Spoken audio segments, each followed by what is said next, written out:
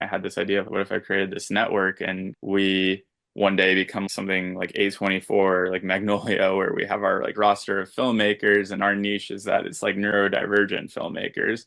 But the topics can be about anything. And that's still the end goal is to be able to finance and produce feature-length TV projects. But right now, what we're doing is the Blue Star Network. So in addition to also creating my own documentary content under the Blue Star banner, we also are building what I believe to be the world's largest roster of neurodivergent, not only filmmakers, but also writers, composers, editors. Hello, everyone, and welcome. I'm Gilda Evans, bringing you the Autism Resource Podcast. This podcast and the ARP website are your one-stop knowledge and resource space for autism and much more. I'm happy to have Alex Astrella join me as my guest today. Alex is a visual artist based out of Orange County, California. Diagnosed with autism spectrum disorder at the age of 2, Alex was told he'd never be able to hold a job as an adult.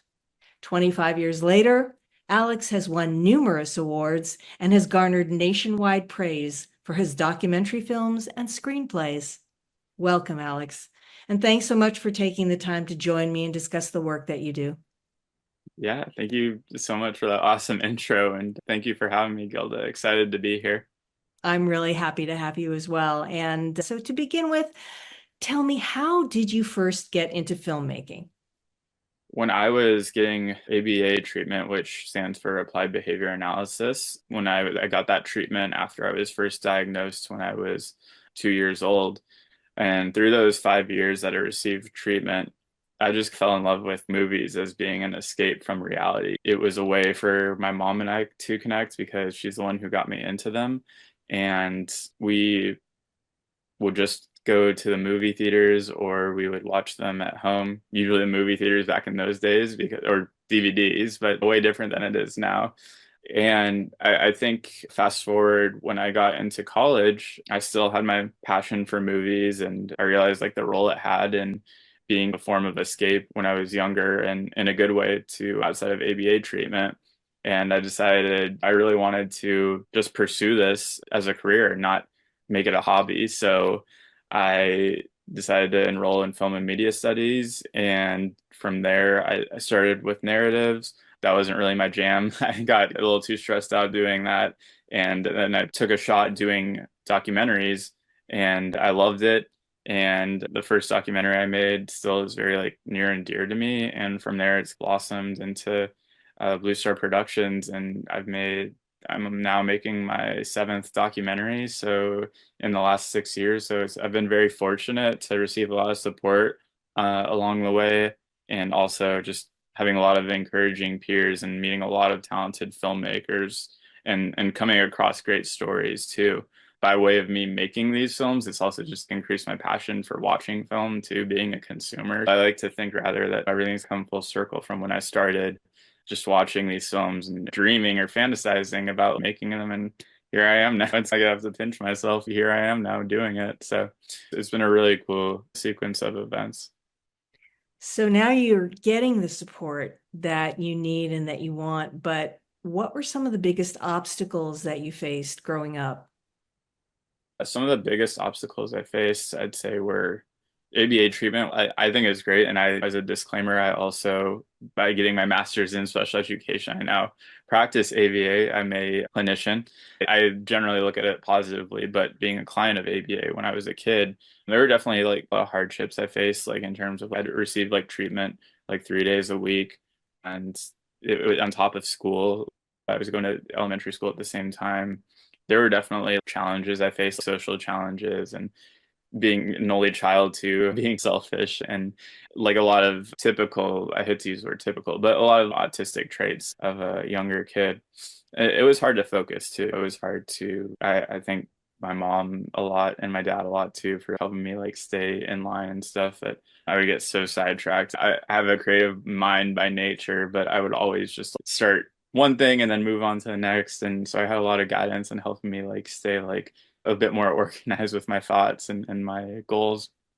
And I think with my parents' guidance in tandem with what I learning through ABA, even though there were like definitely hard moments as there are for everyone in that process, there were a lot of like positives that came out of it and a lot of positives that are still relevant to my life nowadays, like the lessons I learned.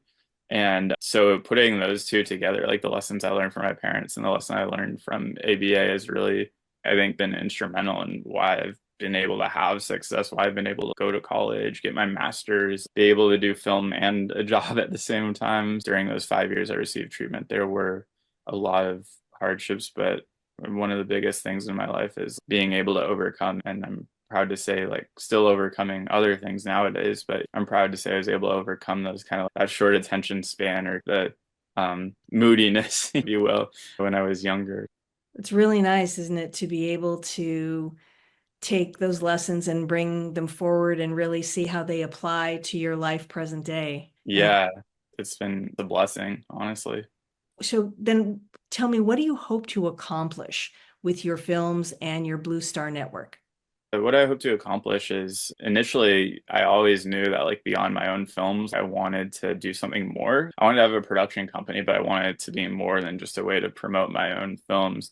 So that's where almost 2 years ago to the day, I had this idea of what if I created this network and we one day become something like A24, like Magnolia, where we have our like roster of filmmakers and our niche is that it's like neurodivergent filmmakers. But the topics can be about anything. And that's still the end goal, is to be able to finance and produce feature-length TV projects. But right now, what we're doing is the Blue Star Network. So in addition to also creating my own documentary content under the Blue Star banner, we also are building what I believe to be the world's largest roster of neurodivergent, not only filmmakers, but also writers, composers, editors. I think initially the idea was to have it be like directors and writers and maybe producers, but now it's going to events such as like Autism Entertainment and connecting with different studios and individuals. We've opened it up to anybody in the media realm. Even there's even a couple like content creators that are on the database right now. So it's expanding by the day. People are always welcome and are encouraged to sign up and be on there.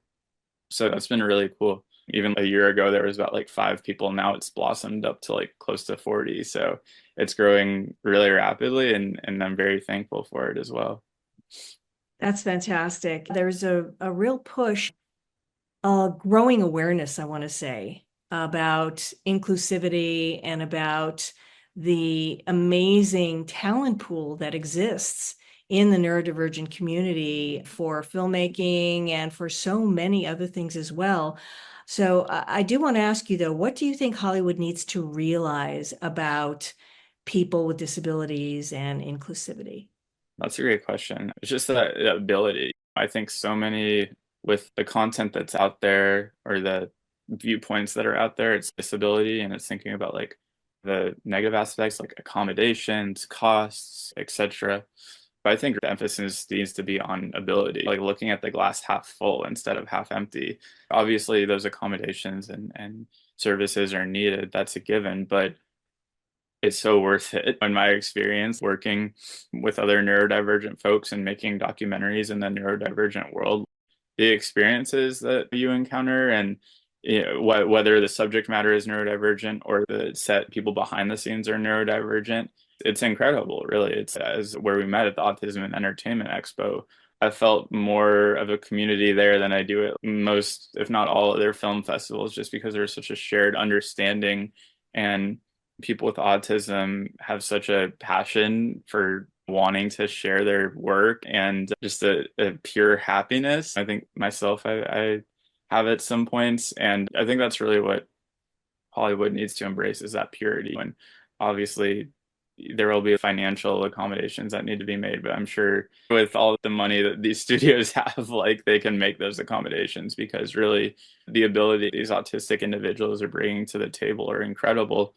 And it's not a matter of if, it's just a matter of when these voices start to be included both in front and behind the camera. And that's what hopefully we're here at Blue Star, where we're paving the way or being a part of that movement because it's incredible. It really is like what neurodivergent people of all abilities are able to create and how talented and how creative they are. It's really hard to describe in words what it is that separates them from neurotypical people, but there's just something unique about neurodivergent minds. And again, it's only a matter of time before the world really starts to see and embrace those talents. I couldn't agree with you more, and very well said. And I'm curious, what are some of the topics that you've covered in your documentaries? The first documentaries I made were about inmate firefighting programs and then subsequently about an inmate dog training program. And then from there, it turned into more focus on the disability realm as I got my master's in special education at Vanderbilt. But again, as I said earlier, with the two most recent films, I've been working on Free Play about a mother's perseverance to build Middle Tennessee's largest all-inclusive park, and Extraordinary Character, a short documentary about a neurodivergent theater troupe that performed a theatrical adaptation of the children's book Stella Luna in San Diego. The goal with both of those films has been ability, showcasing how these characters in the first one in Free Play in the park, and in the second one, the actors themselves, how they bring so much to the table in terms of what they're able to offer. And not only that, but also the inclusivity behind it too. Like being there on set, there's things that you can't witness on the cameras being on these sets, like for Free Play and Extraordinary Character, that I only get to see myself and keep to myself. Obviously, like what I think we put on camera and in the edit is amazing, but there's the experiences that happen either off camera or aren't in the final piece, but are just in the raw footage where it's wow, it's almost like transcendent. Like I didn't see that coming, or what a special moment that you don't really realize at the time. So to go back to your original question, though, yeah, the I've more transitioned into doing these works about folks with disabilities, but emphasizing really the ability of what they're able to accomplish in both films. And they're both short documentaries, but they, I think, in that short span, were able to show a lot of how there's this kind of perceived notion at the beginning, but it's a traditional arc with every film, like by the end, like empowering and leaving audiences with a message of this park in the case of Free Play, and these individuals in the case of Extraordinary Character are just like stepping stones for what's going to be accomplished in the autism and neurodivergent world, and are like a little slice of life of the abilities that these individuals possess. I'm really excited. Free Play is on the festival circuit right now, and Extraordinary Character is coming out later this year. Thankful to have both projects to be a part of them, and excited for their opportunities to come. All of those sound both wonderful and fascinating. And I personally look forward to seeing them. So please let me know when I can. Yes, definitely, most definitely. Yeah. So now I just want to sum everything up and ask you, what do you think is the most important takeaway for our listeners from our conversation today? I don't want to beat a dead horse, but ability, like what I think myself, I'm an example. Obviously, I'm very fortunate to, like, whatever higher power there is, that I have the voice and I have the means of being high functioning, whatever you want to call it, being a high functioning person with autism. And so that's why when I was younger, and what I alluded to earlier, I just want to play video games, or I just wanted to make money, or whatever. And I think growing up and realizing like the special platform I have, wanting to use that platform and create change. If I That's why I do documentaries. That's why I do my work in ABA, is because being able to see it, like witness firsthand, like making a change, making a difference in somebody's life or the community, is just so empowered. Like it's indescribable. It's like a natural high, like one of those ways where you can't put money, no level of fame can even equate to it. And so carrying that mindset is what I want to accomplish, what I do with Blue Star Productions and what I do with my work as a clinician, just preserving that purity of the moment of working with autistic population. And whether that be in the home and seeing a kid tie their shoes for the first time, or being on set and seeing an autistic DP just get the right shot after like 10 takes or something like that.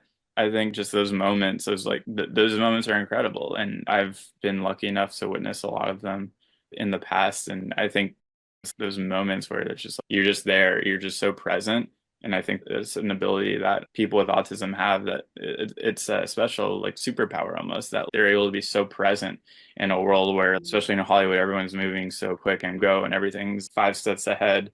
I think the the ability of autistic individuals to be pure in the present moment, I like to say, is just something I hold near and dear. I try to look back on and embrace, and I hope my work, both in the creative space and the more ABA space, is able to reflect those values of really embracing the present moment and seeing the best that people have to offer.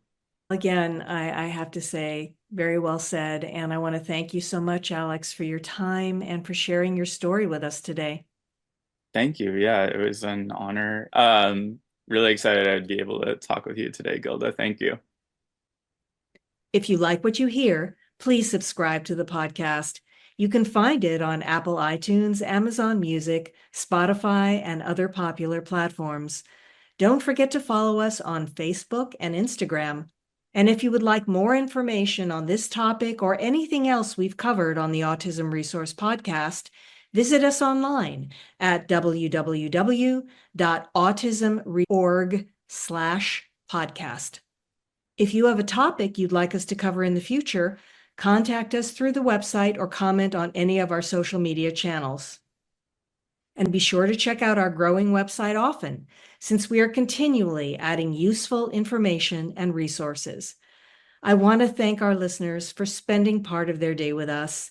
This is the Autism Resource Podcast, and I'm Gilda Evans, reminding you to take care of yourself and that special person in your life.